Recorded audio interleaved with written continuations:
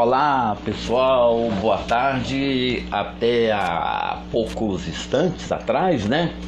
Eu estava vindo aqui para o escritório, dei uma paradinha e conversei, né? Fizemos uma live, eu e Dr. Ari Queiroz, e a gente está aqui para retomar o assunto. Afinal de contas, como eu estava na rua, deixa eu ver aqui, já tem um convite. Assim, ok. Doutor Ari Queiroz, em instantes, né? Poucos instantes, já estaremos conversando. E, doutor Ari Queiroz, pela segunda vez, uma boa tarde.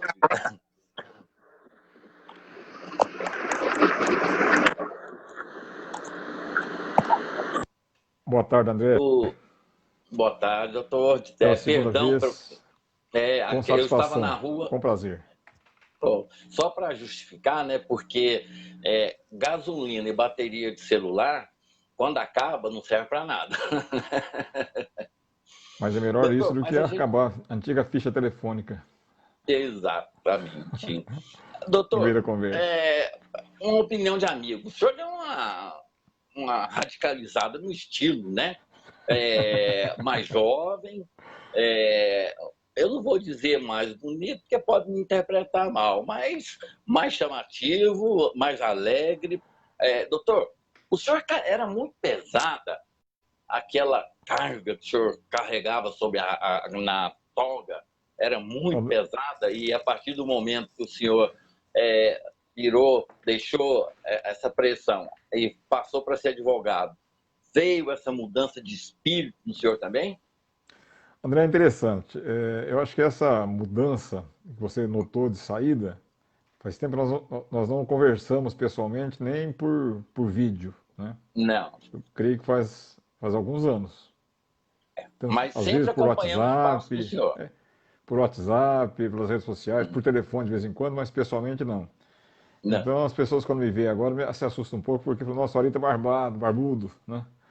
É interessante que eu nunca, não me recordo na minha vida inteira, desde menino, rapazinho, adolescente, jovem, ter ficado talvez mais que uns 2 dias sem fazer a barba. Eu tenho pouca barba, mas sempre fui zeloso pelo menos assim, esse hábito, né? Mesmo durante as férias.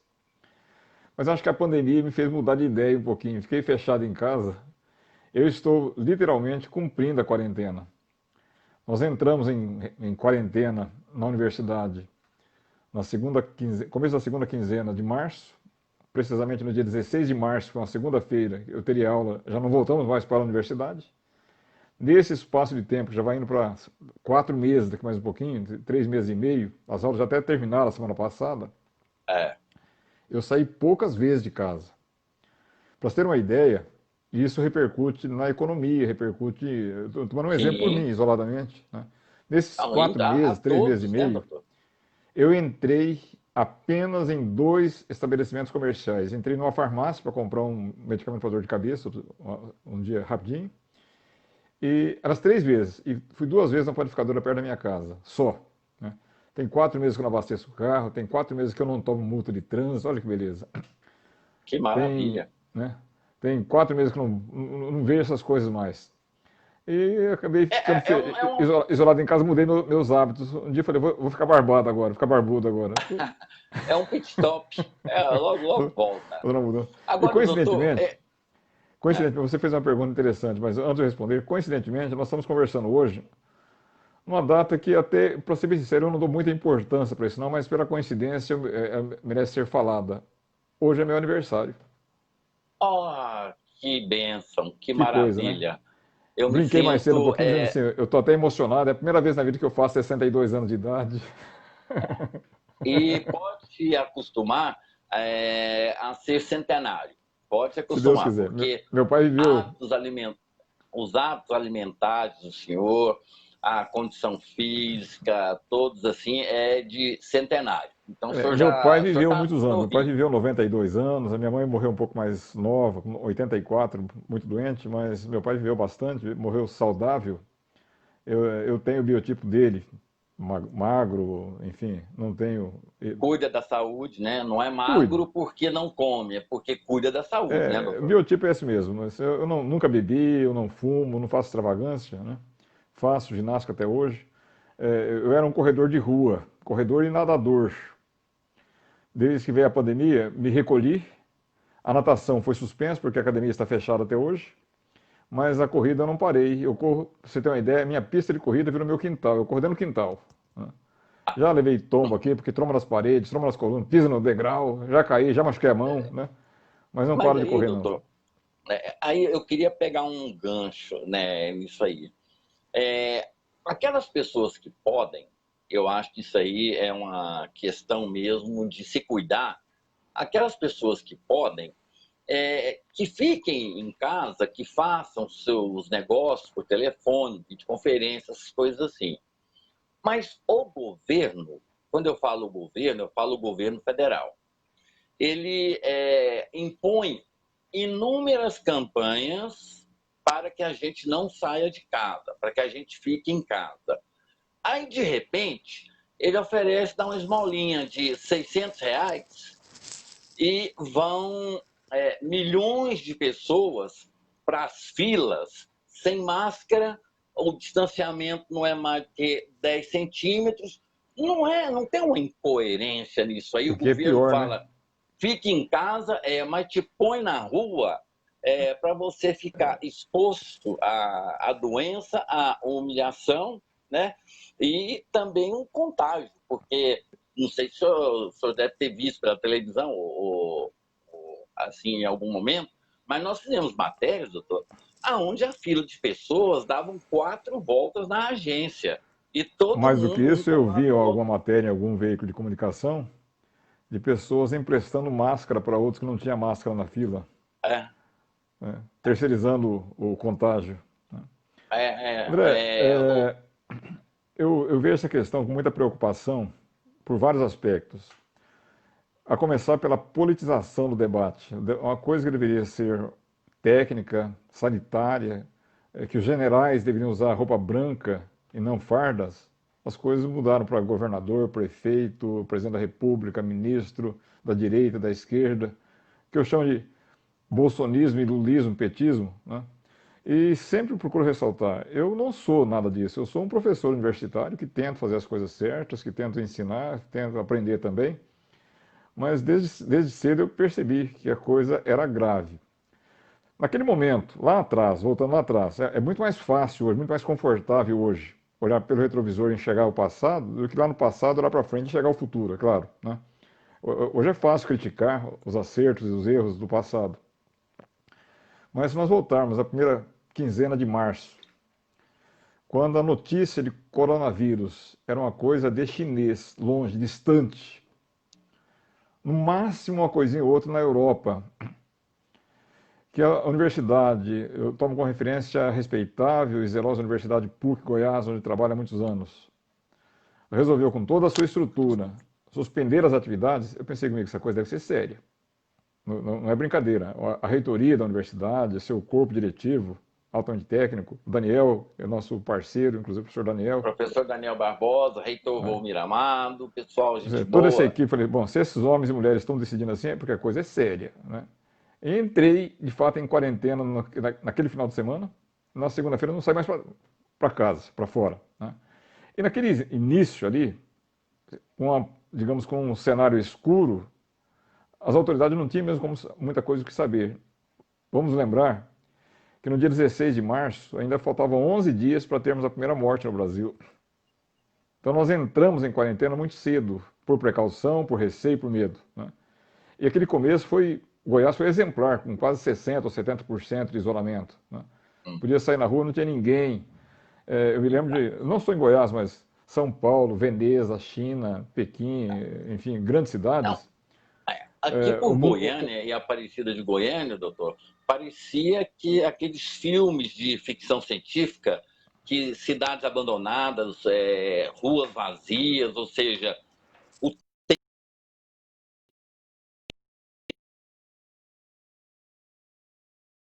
imagem, André.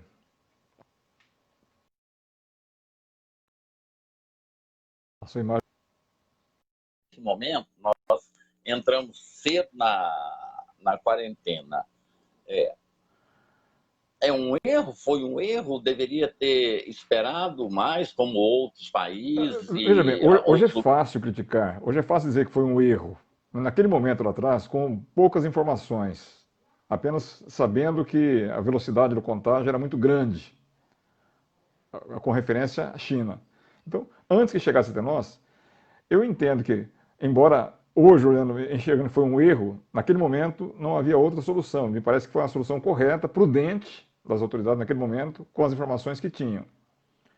E agora, depois de quase 4 meses, houve desgaste. De modo que a decisão tomada, e que está essa balbúrdia, que me faz lembrar de duas músicas. Uma que ocorreu na época, nós resgatamos a música de Raul Seixas, né? O Dia em que a Terra Parou. É. Né? Aquela música foi muito apropriada para aquele momento. E Eu agora, escrevi ontem isso, no primeiro dia eu postei no meu Facebook, né? Eu pois é, mas agora, acordei e agora eu vi que a resgatei uma Terra outra parou. música, ontem menos famosa do que aquela, resgatei e postei ontem essa música. Ah, Aquela música de Silvio Brito, que tá todo mundo louco. sim, Né? tá todo mundo Por quê? louco. O Oba! juiz decide de um jeito, o desembargador de outro, o presidente de outro, o prefeito de outro, o presidente da república de outro, quer dizer, tá tudo uma bagunça Não, total. e também, E, doutor, mas interessante, o só completar Brasil. um raciocínio aqui, no Tá final de bom. maio para o começo de junho, a prefeitura, através do prefeito Iris Rezende, escalonou a reabertura gradativa de alguns segmentos. Então, como uma semana abria shopping, na outra semana abria feira, alguma coisa por diante. Né? Aquilo me pareceu uma piada de mau gosto. Eu cheguei a fazer uma crítica, mais ou menos naquela época, eu falei, será que foi combinado isso com o vírus? Será que o vírus está sabendo desse cronograma que tem que ser respeitado? Né? Porque aquilo não tinha nada científico, aquilo ali era uma decisão Achismo. política para mostrar para a população, tentar mostrar para a população que estava fazendo alguma coisa. Mas não tinha nenhuma base científica naquilo. Né? Tanto que menos de um mês depois, a coisa saiu do controle e nós estamos caminhando para um cenário nebuloso no Brasil. Por mais negacionista que muita gente seja até hoje ainda, eu tenho brincado, uma brincadeira com aspas, que eu falo assim, aquele povinho lá do norte, povinho do norte me refiro, com todo respeito, aspas, claro, né? Os norte-americanos, o país, a potência mundial, está prestes a perder para nós. Nós corremos atrás, ganhamos da Itália, ganhamos da Espanha, ganhamos da França, ganhamos do Reino Unido, né? Portugal, do Ganhamos de todo Portugal. mundo. Hoje nós somos segundo lugar e caminhando para ser o primeiro daqui a pouquinho. Os Estados Unidos que não se cuidem, que até o final de agosto nós vamos estar na sombra deles. Nós vamos chegar, final de agosto, não, desculpe, até o final de julho, nesse mês de julho, meio de ano, se continuar essa mortandade de mais de 1.000 e tantas pessoas por dia, nós vamos terminar o mês com 100 mil mortos no Brasil. Isso é muito acima de uma gripezinha. O Pois é, Brasil nunca doutor. teve absolutamente nada, nenhum fator, nenhuma guerra, jamais que tenha matado sequer um número próximo disso, ou semelhante a isso, que pudesse sequer nos permitir imaginar um número desse tamanho. O senhor foi muito feliz quando o senhor disse que foi politizado. Tudo no Brasil hoje está politizado. E eu me lembro do ministro que eu vou lembrar depois, o Ricardo Lewandowski. Ele disse que esse século seria o século do judiciário. E hoje, doutor, tudo para na justiça. Essa questão mesmo de abrir ou não abrir, de permitir ou não permitir, que era a ação do setor de saúde pública, virou uma decisão de uma ação jurídica. Achismo também. Eu estaria errado em dizer que está todo politizado no Brasil? É a música do Silvio Brito, tá todo mundo louco. Esse assunto é interessante, esse assunto tem nome no meio acadêmico, no meio jurídico, chamado judicialização da política. É tema de trabalhos acadêmicos, de mestrado, enfim, coisas muito profundas até, né? Que, em resumo, significa decisões que deveriam ser tomadas pelas casas políticas, isto é, o Congresso Nacional, Palácio do Planalto, Poder Executivo e Poder Legislativo, acabam indo para o judiciário, que em vez de ser um mero aplicador das leis e da Constituição, acaba sendo um fazedor das leis e até da própria Constituição. Ou um comentarista, né? Quando eu Porque falo eles fazedor, comentam muito. fazedor porque interpreta seu talento, seu poder, né?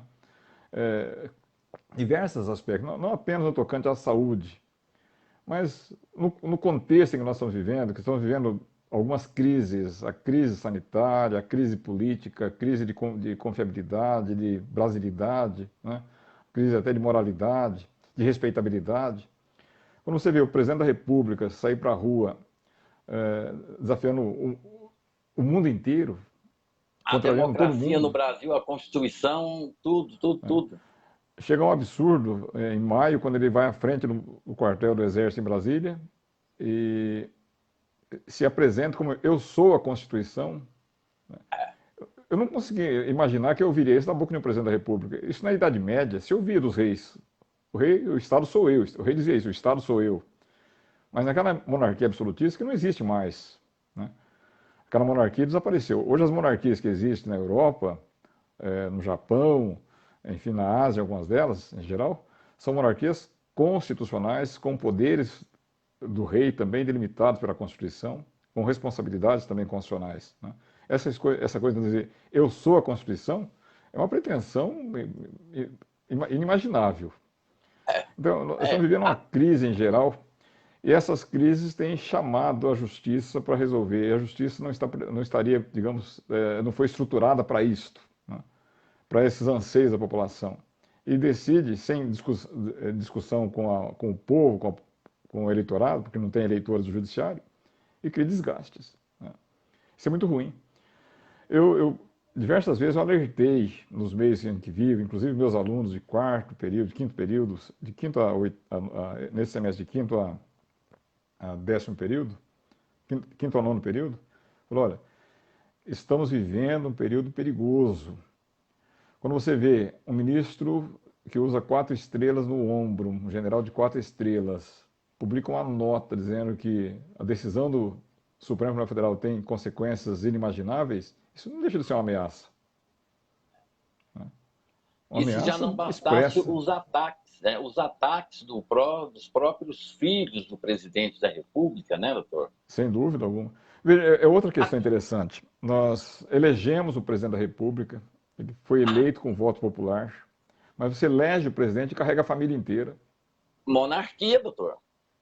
Esse mal, entretanto, André, sem dar nomes às pessoas, não precisa dar nomes a ninguém, esse mal, esse é uma coisa que nós herdamos de fato da monarquia brasileira, né? Porque você pode olhar em qualquer palácio de governador, quando se elege o governador. Quem disse que nós elegemos a primeira-dama? Onde está escrito Não. isso, que a primeira-dama tem habilidade para mexer com as questões sociais do Estado, seja E, do Estado, do município, né? O filho, a filha, onde está escrito isso? Por que nós temos doutor, que eleger um governador e dar a ele um palácio para ele morar, enquanto a população mora em casebre, o governador tem que morar em palácio? Tudo errado, né? Você eu me resquício a lembro, doutor, monarquia. eu me lembro naquele referendo lá, que a forma de governo que a gente queria era a monarquia, era a democracia, era o presidencialismo Parlamentarismo. ou o parlamentarismo. Aí nós elegemos o presidencialismo, votamos em Fernando Henrique Cardoso, que era parlamentarista, e para não ficar devendo nada para a monarquia, criamos uma moeda chamada real, né? Para agradar todo mundo, É mais ou agradar menos todo isso mundo para mesmo. não ter esse tipo de problema. Agora, doutor, muito, muito, muito aflorado, e eu vou dizer até exacerbada, essa paixão e ódio. Quem não é bolsonarista é tudo de ruim que o mundo pode produzir. Começa com o rótulo de comunista. Exatamente. Comunista, esquerdista, petista, e falar em comunista, O senhor se lembra do Brasil ter passado por esse sistema, esse regime comunista? Eu não me lembro disso, não. O senhor lembra? Não, nunca teve, nunca teve, nunca Pois, teve. aí as pessoas estão falando que a gente quer que volte o comunismo. Votar o quê? Hum. Agora, doutor, dentro dessa mesma linha, um presidente que faz do Brasil. Eu me lembro de outros governadores, prefeitos que a gente já teve por aqui, mas assim, não está brincando muito com a democracia, não, doutor? Porque assim, a gente entende que a liberdade de expressão são alguns questionamentos. Agora, quando você parte para agressão verbal, com palavrões de baixo calão, nesse sentido todo, isso é democrático também, doutor? É É um liberdade de excesso, né? expressão? Completamente o excesso que ultrapassa os limites do que seria democracia, seria liberdade, né? Vamos tomar como referência, inclusive, André, podemos, acho que vem bem a calhar, o famoso inquérito das fake news. Hum. Inquérito, se olharmos sobre a ótica jurídica, eu tenho a impressão que não acha um jurista no país que concorde com o Supremo Tribunal Federal em instaurar um inquérito para investigar a ofensa a ministro Supremo. Tenho a impressão que não tem jeito de achar nada de acertado nisso. Por outro Só uma lado, coisinha rapidamente. O erro, porque o judiciário tem que ser provocado, né? Então ele se provocou, ele vai julgar e ele vai condenar. pois é, mas o que eu entendo até é que não cabe ao Supremo julgar isso. Ele vai terminar esse inquérito, vai indiciar não sei quem. Esse alguém indiciado não tem foro privilegiado, porque ele é um badé qualquer do público em geral, né? Não é uma autoridade com foro privilegiado, então ele tem que ser denunciado por algum promotor de justiça, por algum procurador da República, na primeira instância, ou seja, comum, né? Que talvez essa causa nunca chegue ao Supremo para ser julgada em grau de recurso, ou quando muito chegaria ao Supremo daqui a alguns anos em grau de recurso. Mas por outro lado, se nós olharmos num contexto mais distante um pouquinho, nos afastarmos um pouco desse debate, olhar as coisas de fora, houve um cenário que se preparou para isso. A situação de ministros, ou basicamente um ou dois ministros, três ministros, Gilmar Mendes, por exemplo, foi vítima diversas vezes, ou mais de uma vez, de agressões dentro de avião, em rua, em Portugal, né? Isso tem consequências. Mas o que mais me assustava é que essas agressões eram aplaudidas por professores, aplaudidas por advogados, aplaudidas por magistrados. Que Não é só o ensinam Gilmar o Mendes, não. contrário. Que Você agredir uma ensinam pessoa o que a pessoa contrário. está viajando, está no aeroporto, está dentro de um avião, qualquer que seja essa pessoa, você ofender a dignidade, a integridade dessa pessoa, humilhar essa pessoa, isso tem consequências, tem reações, né? E o Supremo reagiu com a arma que tem. Eu ponderava sobre isso, falava, cuidado, gente, porque quem interpreta a Constituição é o Supremo Tribunal Federal. Vai se questionar isso no Eu me Supremo, lembro, vai se questionar isso no Supremo, é doutor, para ele mesmo. eu me lembro do Delcídio Amaral, aquele Senador do Mato senador Grosso do Sul. que era do PT. Aí surgiu uma gravação de que ele tinha uma relação muito próxima com alguns ministros. Só foi sair isso, imediatamente o Supremo mandou prendê-lo. Pois é, e um detalhe Né? interessante, se você olhar aquele caso lá atrás, uma demonstração clara, o pau que bate em Chico bate em Francisco, um ditado popular, né? A população conhece o ditado, o pau que bate em Chico bate em Francisco. Lá no caso do Delcídio Amaral, o Supremo decretou uma suposta prisão em flagrante, porque a Constituição Federal expressamente não permite prisão preventiva de senadores e deputados. Ele só pode ser preso em flagrante ou em virtude de condenação criminal transitada em julgado. Agora, é outra coisa, você pode conversar com qualquer estudante de direito que tenha prestado a primeira aula do curso de direito, ele sabe que não se decreta prisão em flagrante, não existe isso. Ou é flagrante ou não é flagrante, não precisa ser decretado, né? Não tem um flagrante com efeito retroativo, não existe essa possibilidade. Mas o Supremo inventou essa possibilidade, né? Assim como foi inventando diversas outras coisas à luz dos fatos ocorrentes naquele momento. Como decretou em 2018, estabeleceu, melhor dizendo, desculpe, estabeleceu uma limitação com duas pernas para o fórum privilegiado, que agora está tendo que engolir. Porque mudaram as suas forças políticas, né? O Supremo estabeleceu, não é de hoje não, lá no passado, se voltar no final da década de 1990, o fórum privilegiado era uma proteção do cargo que, por extensão, protegia ou submetia a esse fórum quem estava no cargo. Então, se eu sou um cidadão comum, lá, estou voltando aqui em 1990, final dos anos 90, se eu sou um cidadão comum e cometo um crime de corrupção, eu sou julgado pelo juiz da minha comarca. Mas eu consegui ser eleito deputado federal, passa o processo para o Supremo por causa do fórum privilegiado, embora cometido antes. Ocorre que naquele tempo, enquanto estava no cargo, podia suspender o processo, porque o processo não andava se a casa não desse autorização. Isso. Terminava o mandato e não era reeleito, o processo continuava lá. No final da década de 90, depois que veio a lei dos crimes hediondos, mudou o regulamento de tráfico também, criou a prisão temporária em 1989, como consequência da prisão temporária, o Supremo estabeleceu que o fórum privilegiado de crimes cometidos anteriormente ao começo do mandato só ficavam no tribunal enquanto durasse o mandato. Os crimes cometidos na vigência do mandato continuariam no tribunal, ainda que terminasse o mandato. Por exemplo, Fernando Collor de Mello foi acusado de crimes na vigência do mandato. Foi cassado, renunciou, enfim, saiu da presidência da República, se tornou um ex-presidente da República, mas nem por isso perdeu o fórum privilegiado. Porque crimes cometidos na vigência do mandato. O mesmo já não se aplicou no caso de Michel Temer. Porque nesses anos mudou a jurisprudência do Supremo.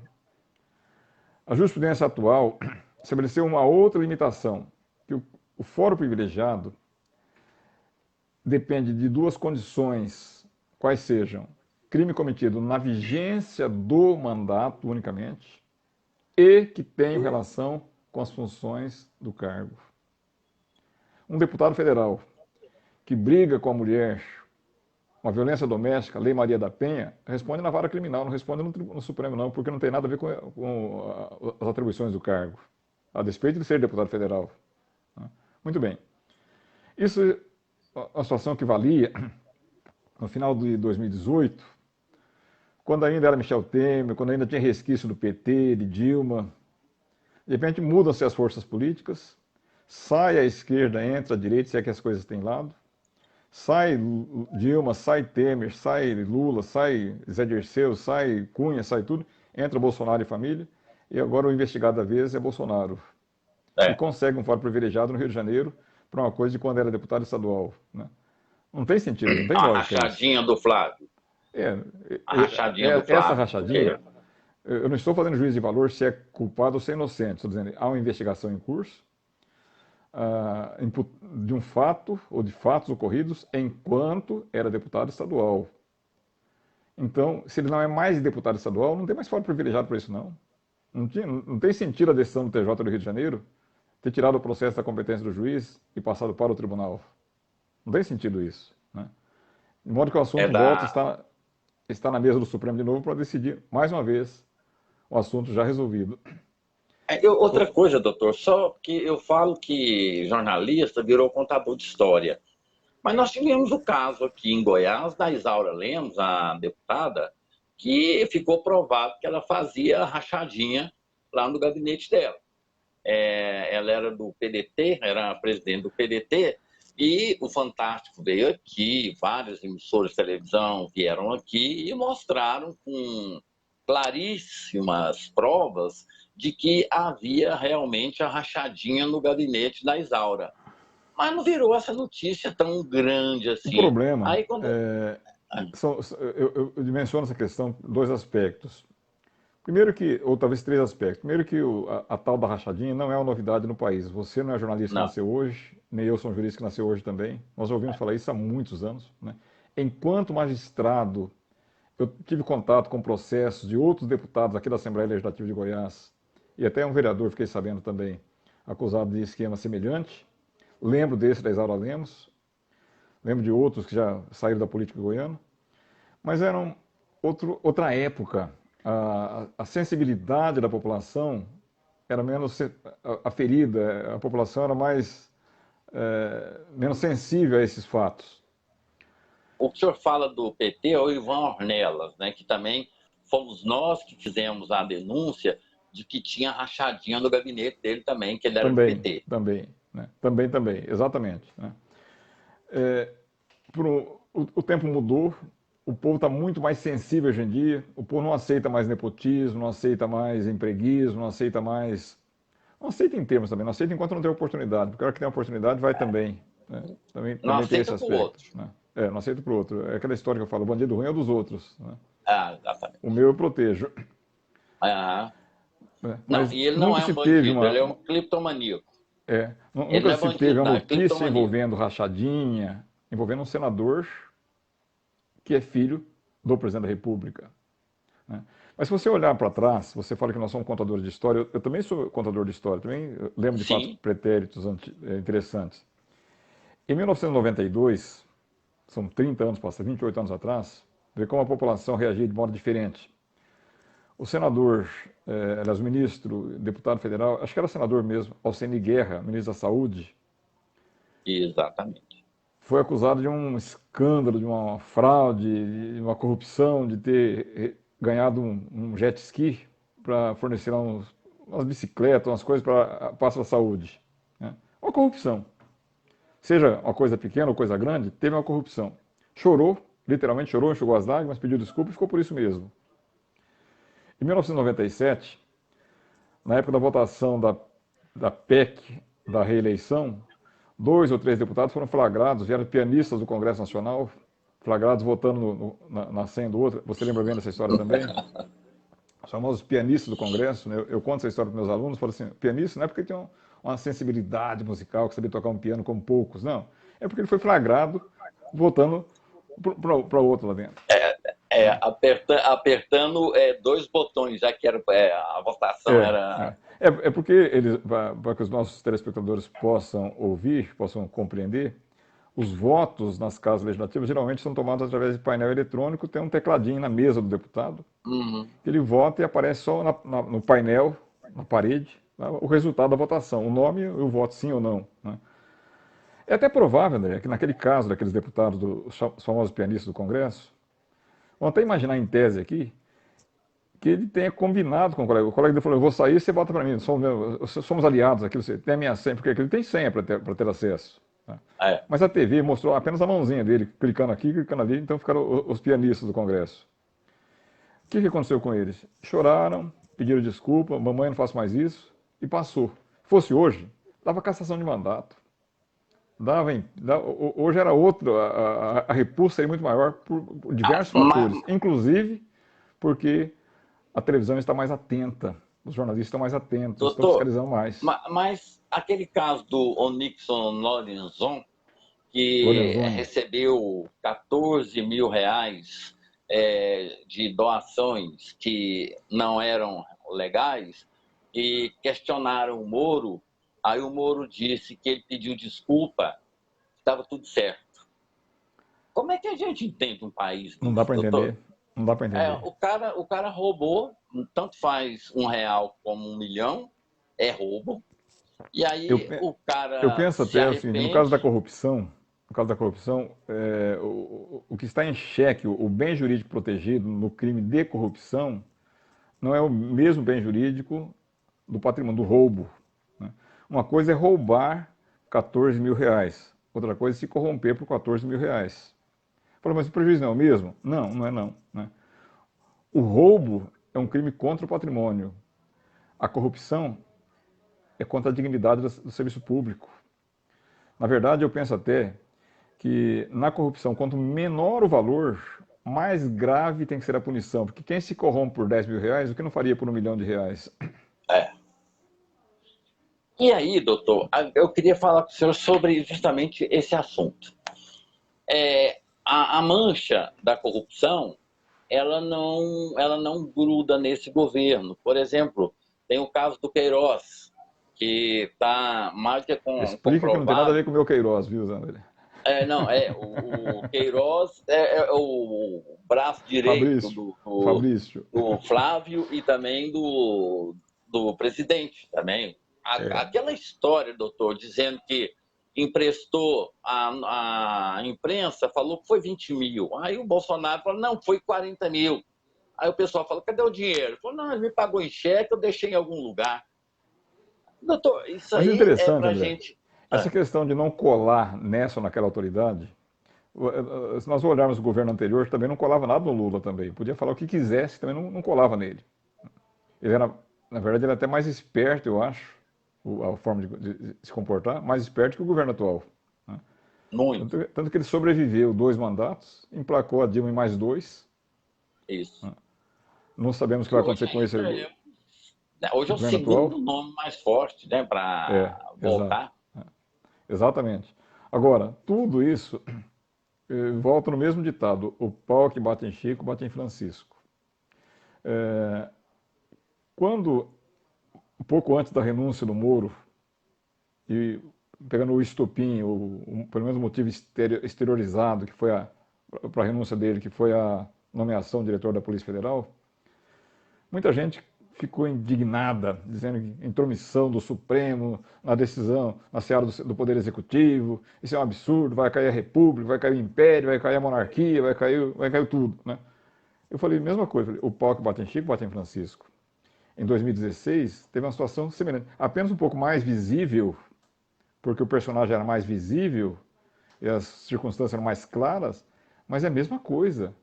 Quando o Supremo também não permitiu a nomeação do Lula para ministro da Casa Civil. Mesma coisa. Aí, conversando com alunos, até me perguntam, professor, o que você acha disso?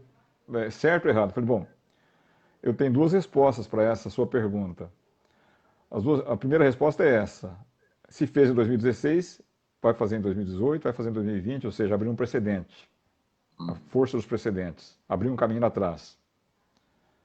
Que é a expressão técnica da popular, pau que bate em Chico, bate em Francisco, que eu já falei pela 3ª ou 4ª vez aqui nesse nosso pequeno bate-papo. Mas, tecnicamente, tem uma outra explicação mais complexa, que é plenamente possível.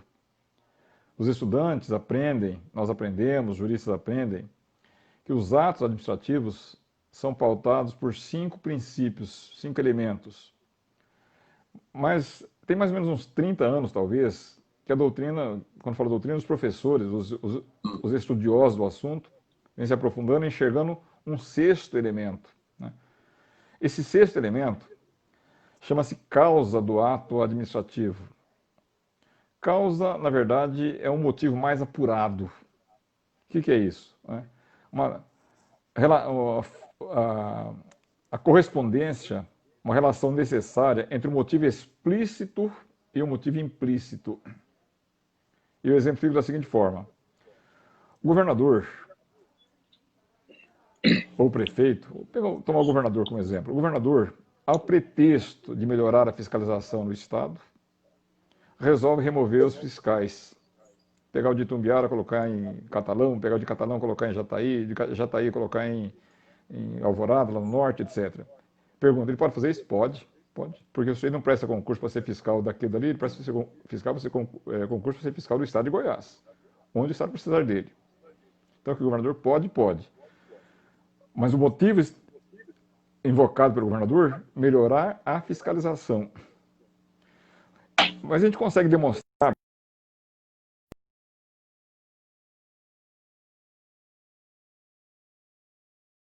um posto fiscal onde os amigos precisam passar com contrabando e o fiscal está muito linha dura. Então eu quero tirar um fiscal linha dura de lá e, sem puni-lo, vou transferi-lo para outro lugar. Só que eu falo que, na verdade, para melhorar a fiscalização, quando na verdade é o contrário. Né?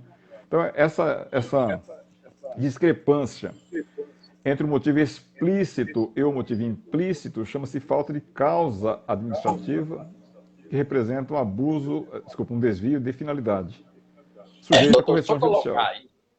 Só colocar aí aquele caso da Rinha dos Gados, lá em São Paulo, Sim. que a Polícia Federal descobriu Aí o Lula pegou os 3 policiais federais e foram transferidos para o interior. Tá? Isso. O prêmio que eles ganharam. Saíram da capital, foram para o interior por estar combatendo um crime que Uma é punição. em Edgar. Isso. E aí eles Aí, ganharam a promoção de ir para o interior. aí nós adaptamos isso, o caso da renda de gala, transferência do fiscal e diversos outros casos que são muito comuns, né, com a nomeação do diretor da Polícia Federal. O presidente da República pode trocar o diretor? Pode. Não há dúvida que pode. É um cargo de confiança dele. Ele troca por quê? Por motivação de conveniência do cargo, conveniência da presidência da República, conveniência que tem que ter sempre na ponta de lança o interesse público. Esse é o motivo que ele alega, motivo explícito, motivo expresso, motivo exteriorizado. Mas se houver elementos, houver provas que nós conseguimos demonstrar que no fundo, é para proteger a minha família, proteger os meus amigos, meu interesse privado, falta a causa. É um desvio de finalidade. É isso que foi controlado no Supremo, né? É perfeitamente factível, perfeitamente legal o controle dessa discricionariedade da administração pública, porque algo discricionário, a palavra discricionário, poder discricionário, significa um poder de conveniência e oportunidade. Mas não é um poder arbitrário. A conveniência pode ser minha, pessoal, não. O presidente é da República, a República é coisa do povo, não é uma coisa particular. Enfim, eu vejo como perfeitamente natural o controle das decisões políticas pelo Poder Judiciário quando o poder político ultrapassa os limites implícitos previstos na própria Constituição Federal, né? É fácil isso? Não, não é fácil, é claro que é muito difícil.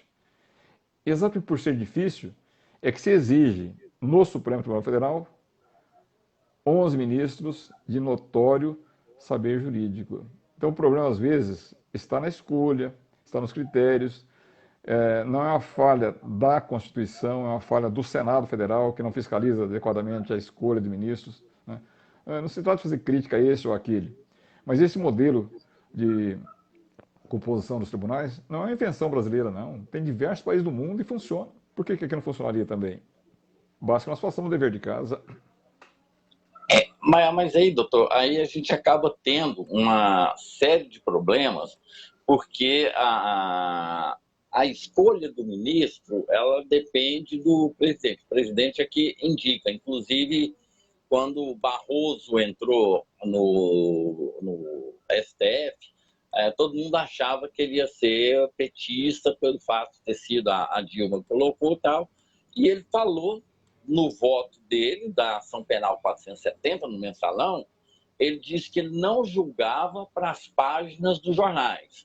Ele julgava de acordo com a consciência dele. Agora, essa que é a questão, doutor, que eu quero abordar com o senhor também. Vaidade, poder, eu mando, meu voto muda o Brasil. Não é o voto brasileiro, não. É o voto de um ministro, essas coisas. O brilhantismo do judiciário, doutor, não estragou as sentenças, porque hoje os ministros do Supremo, eles não decidem nada. Eles dão entrevistas coletivas comentando um fato que ele vai julgar. Isso porque a televisão pede isso para ele e ele se faz, ele se presta a esse papel. Há muitos Como anos é eu que venho fica? comentando, venho analisando, venho refletindo sobre esse papel do intérprete. Intérprete no sentido geral, o Supremo é o principal intérprete da Constituição. E por volta de 2008, 2009, eu escrevi um artigo chamado assim, Interpretando a Constituição sentado na beira da janela. Eu analisei 3 casos, peguei 3 precedentes, 3 decisões do Supremo em épocas distintas. Uma envolveu, inclusive, um deputado federal que foi secretário de Fazenda do Íris aqui em Goiás, o deputado Ralei Margon, no começo dos anos 1990. Né? Ele descansa no Oriente Eterno, não tem nada a ver com a pessoa dele em si. Né? Mas era questão do fórum privilegiado. O caso dele, analisei o caso também do Zé Dirceu, na época também, em 2005, depois no começo do processo do mensalão. E um terceiro caso, que não me recordo qual foi, e mostrei que nos 3, partindo de situações semelhantes, o desfecho foi diferente conforme o personagem envolvido, conforme a cara da população na rua. se a população estava pintando de verde e amarelo, pintando de vestido de black bloc, de preto e branco, enfim, conforme a reação da opinião pública, foi a decisão do Supremo, né? Isso é muito ruim. E por que tem acontecido isso? Quando a gente faz estudos, e faço isso com alguma frequência, da jurisprudência do Supremo, coisas antigas e coisas atuais, nos tempos mais antigos, um pouquinho, coisa de 20 anos para trás, a jurisprudência do Supremo era segura, era sólida, era tranquila, ela não variava tanto, né? Eram menos causas, sem dúvida alguma, mas principalmente não tinha a publicidade que se tem hoje em dia. Os ministros eram juízes, não eram atores de televisão. Decidiam nos autos do processo, não para satisfazer a opinião pública, atender o gosto de um jornalista, né? Não tinha 11 Supremos Tribunal Federal, não tinha, ou pelo menos 2. Quando falou 11, cada ministro julga sozinho muitas questões, o dia inteiro concedendo liminares e decidindo monocraticamente. Ou, quando muito, as 2 turmas, em vez de ser os 11, são 5 de cada lado, tirando o presidente que não participa de julgamentos das turmas, né? É possível, portanto, que a mesma matéria, o mesmo assunto, em tese, decidido de um jeito na primeira turma, se julgado por uma outra turma, terá resultado diferente, porque cada cabeça é uma sentença. Isso é muito ruim.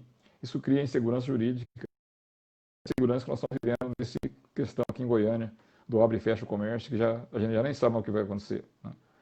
Esse que é o assunto, né? Até para não tomar muito tempo do senhor, e eu já vou dizendo o seguinte, que eu gostaria de poder conversar mais com o senhor em outros dias, porque são tantos assuntos que o mundo, doutor, ele é movido por respostas e não por perguntas. E o senhor tem resposta, então o senhor faz com que a gente aprenda. Bom, aqui, eu até peguei aquela música da Regina, aquela Alô, alô, marciano, aqui quem fala é da Terra, estamos em guerra, o ser humano está na maior loucura, tem muito, Sei a música, não sei quem tem muito cantava. para mandar no Ayatollah. Doutor, essa situação que se acomodou, porque parece que está acomodado, que nasceu ou seja, a criança nasceu nos colos do governador, passou a criança para o colo do Íris, e agora o Íris está lá tentando educar a criança, e aí vem a juíza, fala, não senhor, vem o desembargador e fala, não senhora. O que esperar disso, doutor? O que esperar disso? Não, ontem à noite, eu me lembro que nós conversávamos, você fez uma pergunta para mim ontem, se havia algum remédio com relação a essa decisão. Isso. E eu falei, cabe 2 remédios, né? Eu só não sabia que já tinha sido aplicado o remédio e que o efeito estava para ser exteriorizado. A decisão do presidente saiu, ao que me consta, no começo da madrugada, né? Que bom seria se a justiça fosse rápida, assim, para todas as coisas, né? Mas nós temos uma seletividade absurda. A decisão da juíza, com devido respeito, na minha concepção, estava errada mesmo. Embora eu fique penalizado pelos empresários, pelos profissionais liberais, pelas pessoas que precisam trabalhar, tenho minha preocupação. Mas a decisão da juíza estava errada, ela não levou em conta a saúde pública, ela levou em conta aspectos meramente legais. E uma das possibilidades previstas em lei que o presidente do tribunal pode suspender uma decisão judicial de primeira instância é exatamente essa, quando existe risco, em tese pelo menos, à saúde pública. São 4 ou 5 possibilidades, essa é uma delas, né? Se o presidente detecta que há na decisão, na sentença que seja, um risco iminente, um risco provável à saúde pública, ele tem poder para pessoalmente suspender os efeitos daquela decisão. Foi o que ele fez, né? Provocado por quem acabou suspendendo a decisão. Mas já durante o dia, em conversa até com outros juízes, com outros professores, nós antevimos esse resultado. A decisão era frágil, ela não sustentaria realmente, porque nós não vivemos mais no século XVIII, que só a economia interessa. No século XVIII era assim. A propriedade era o centro das coisas, as pessoas eram periféricas. Essa supremacia da propriedade sobre as pessoas do século XVIII causou um fosso social absurdo que nós estamos pagando conta até hoje. Desequilíbrio social. Por volta do final do século XIX, melhor dizendo, século XIX para o começo do século XX, aqui no Brasil, talvez até já por volta da década de 1930, já chegando em Getúlio Vargas, encostando em Getúlio Vargas, é que nós saímos desse século XVIII, com cento e poucos anos de atraso, e entramos no século XX, já com o século XX já caminhava para o final, com os chamados direitos sociais. Que é isso? Proteção à vida, à saúde, à segurança, ao lazer, ao transporte, à moradia, à dignidade, um conjunto de valores que não são menos importantes que a economia, são todos importantes.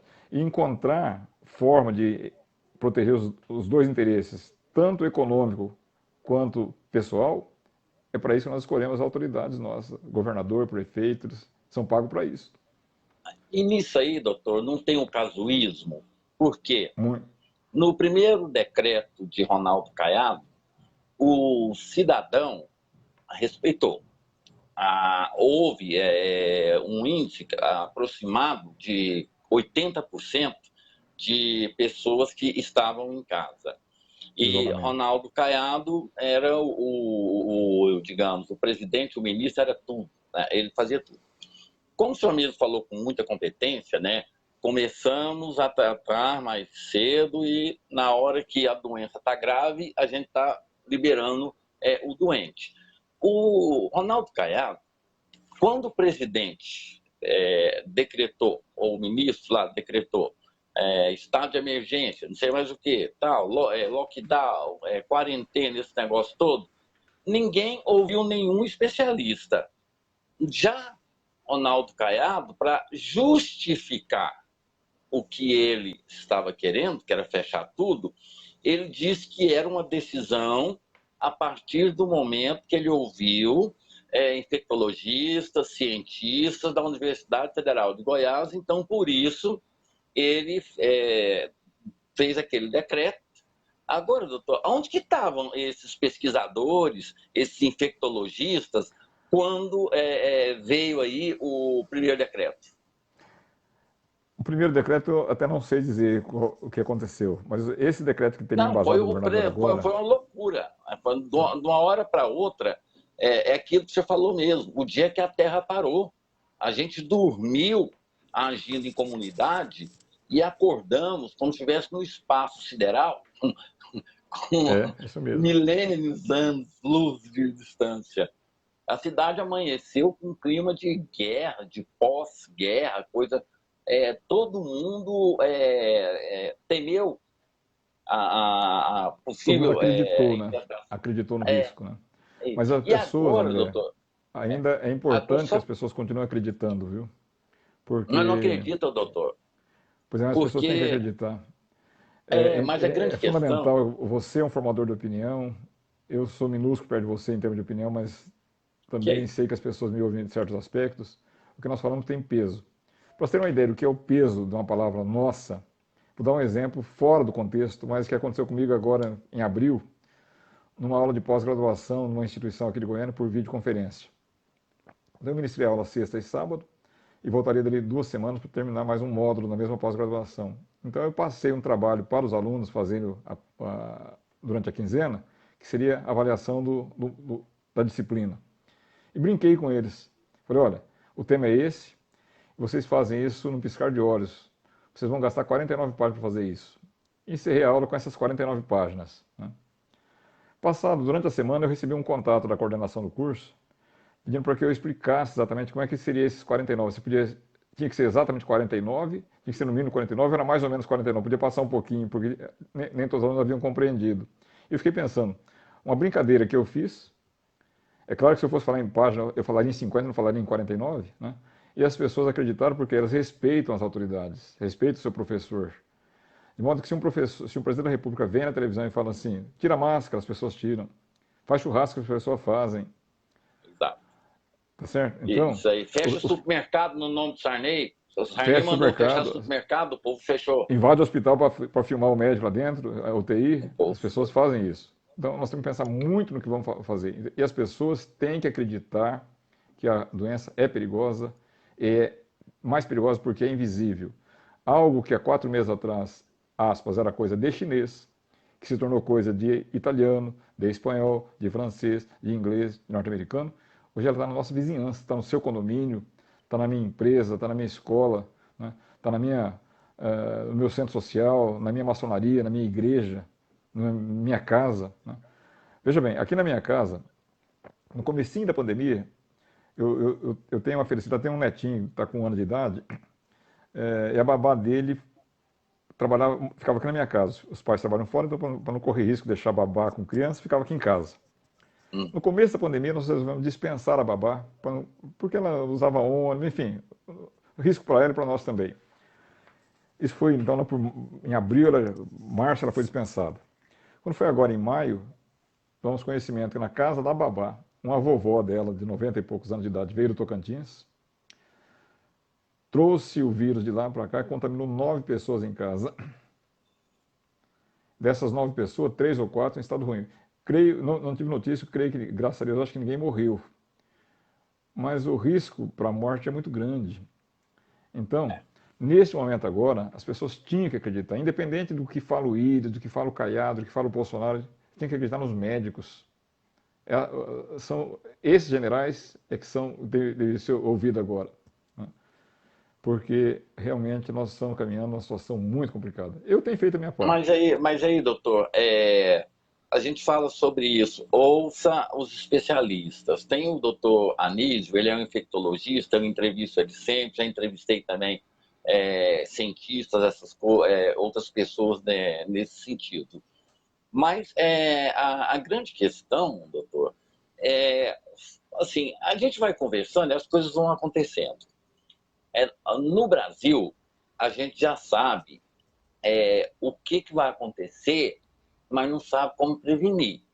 Nós sabemos que os grandes males, eles começam a atacar primeiro aquelas pessoas que têm um poder aquisitivo maior e podem se tratar, e vai disseminando até chegar na periferia, naquela pessoa que não tem água, naquela pessoa que não tem água nem para tomar banho, para lavar a mão, nem se fala. Álcool que ele conhece, aquele alquinho para colocar, para esquentar a marmitinha que leva lá para esse negócio.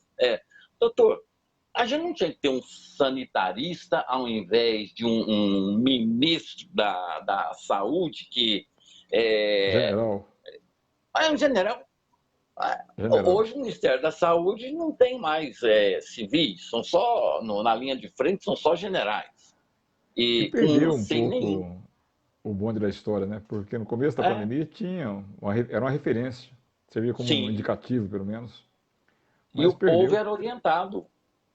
O povo era orientado. Era orientado. Mas é que no Brasil nós conseguimos uma proeza de criar até remédio da esquerda e remédio da direita. Né? Tem remédio. Doutor. Não toma, esse é da esquerda, que é da direita. Não pode tomar, não vai fazer mal. Doutor, o senhor acha que nós vamos conseguir vencer essa intolerância? Porque se você não votou no meu candidato, você é meu inimigo. As pessoas estão elegendo, antes, elegiam inimigos por camisa de time, né? Tinha torcida organizada, que usava a camisa do outro time. É um assunto que me incomoda, para ser bem sincero, é um assunto que me incomoda muito quando eu vejo essas discussões partidárias nos grupos. Né? Apaixonadas de um lado e para outro. Eu não entro nesse debate. Não entro, eu evito porque você não consegue convencer ninguém. Você não consegue convencer um petista de uma razão do bolsonarista e, ao contrário, a recíproca é verdadeira. Não adianta você se desgasta à toa, você cria inimizade, né? Você passa raiva, né? Vai dormir chateado e no dia seguinte as brigas vão continuar de qualquer forma. Eu acho sim, acredito que sim. Nós estamos passando por um período de turbulência muito grande, vamos sofrer com isso, estamos sofrendo com isso.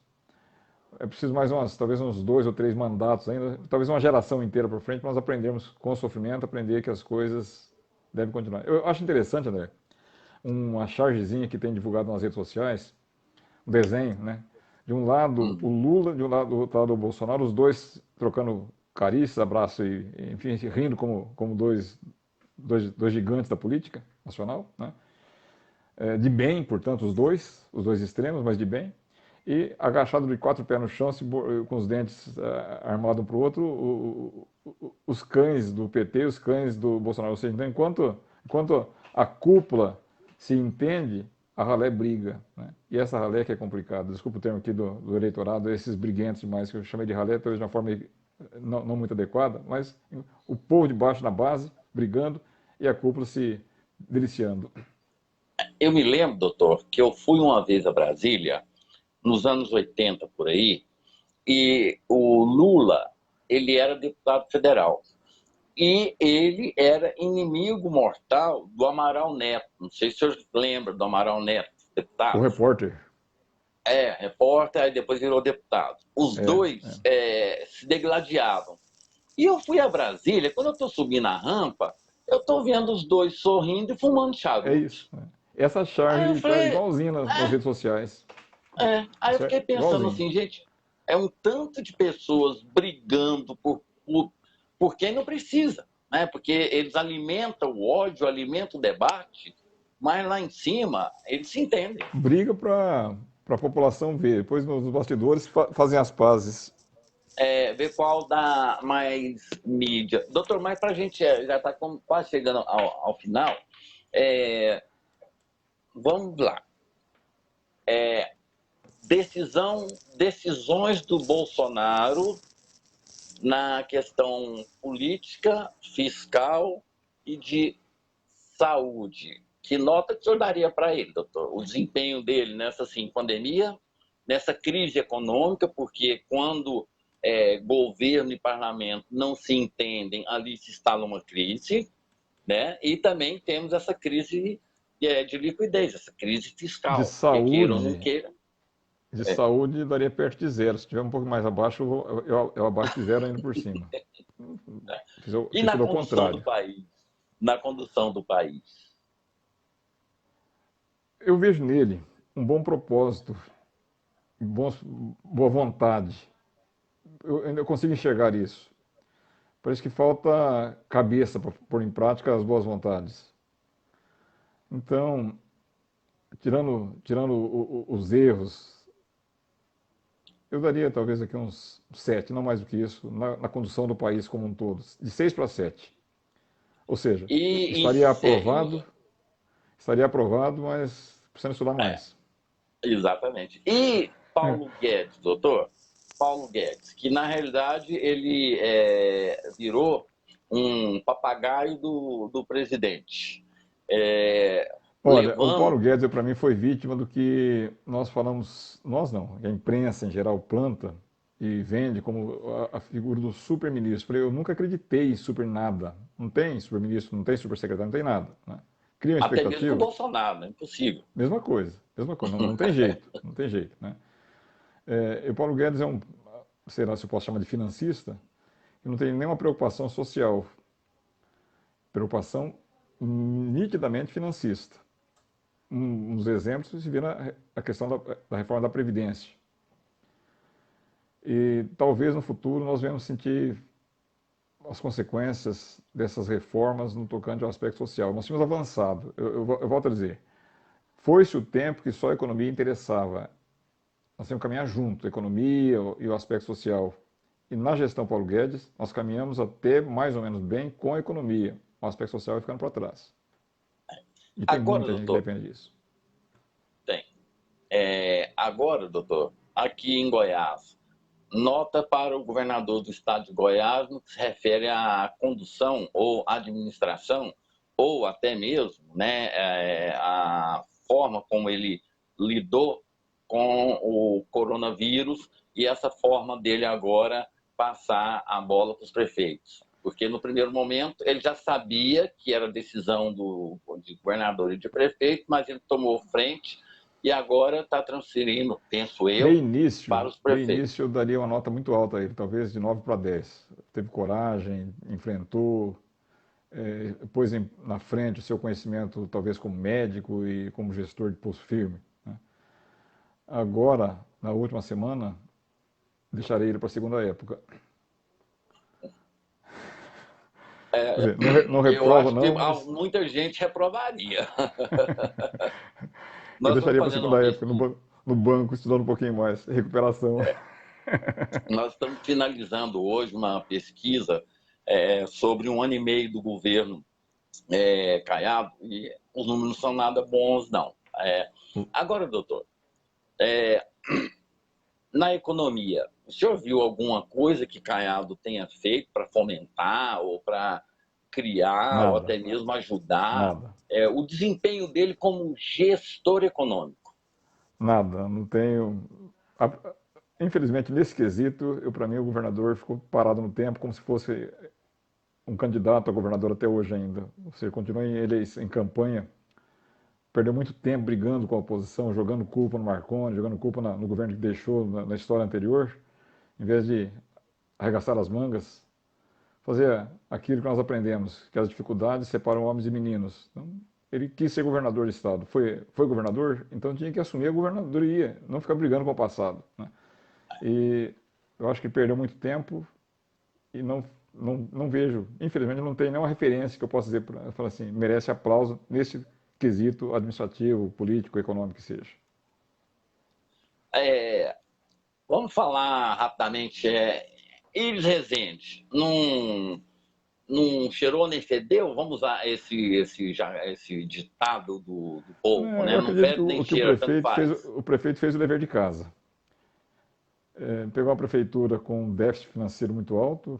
O Willis tem uma marca, uma forma de trabalhar, uma forma centralizadora, mas ele consegue conduzir os rumos da coisa pública. O município hoje tem dinheiro em caixa. O município está com as contas equilibradas. Não sei se é pensão ou não.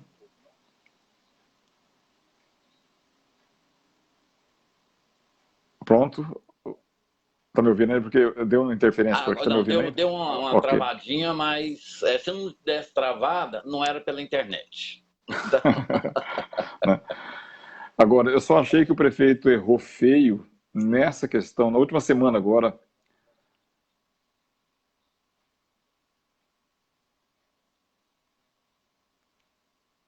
Está reproduzindo o que nós já Sim, falamos antes. é o delay, chamado delay.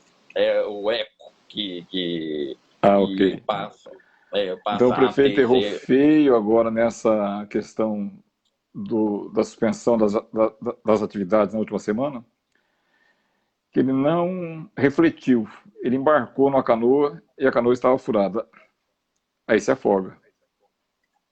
Doutor, agora para finalizar mesmo. Ah, o, o, aonde quer que eu vá, eu acho que isso deve acontecer com o senhor também. As pessoas nos cobram muitas respostas para o que está acontecendo hoje.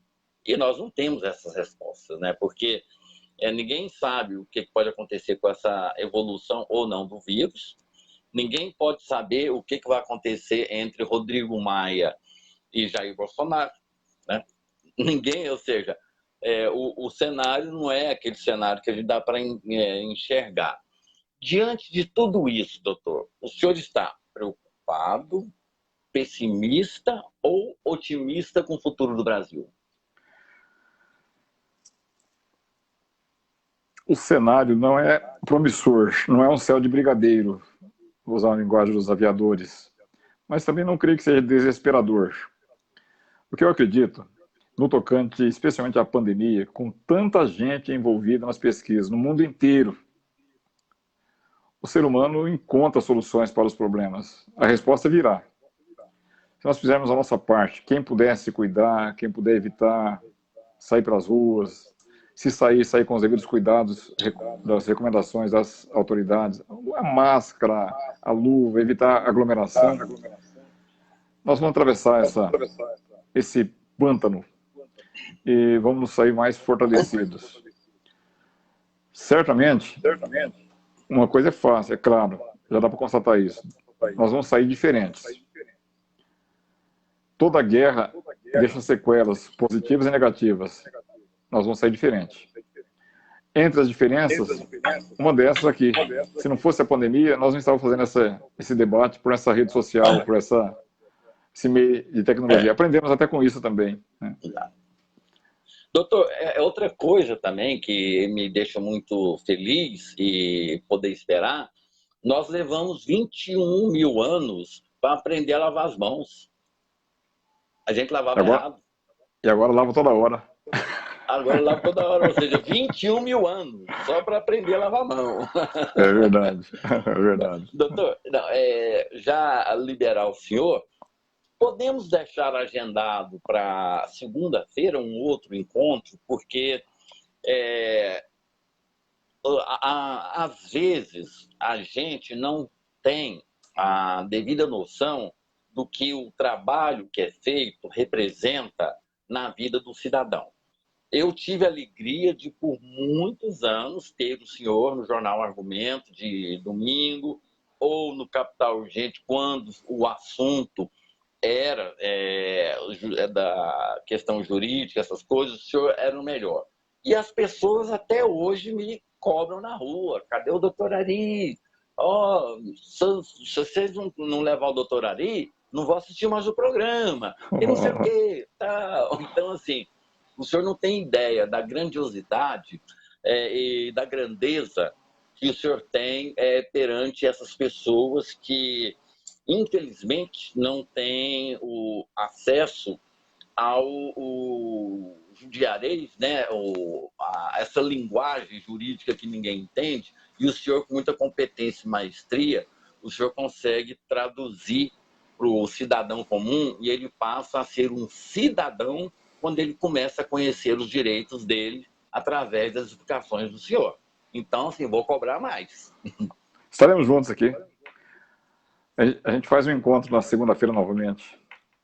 Perfeitamente, doutor. Eu agradeço muitíssimo, peço desculpa pelo tempo que eu tomei, mas me sinto muito feliz. Foi um prazer. Eu estava com saudade da minha sala de aula. Foi um prazer. Aprendi muito hoje também. É um prazer todo meu.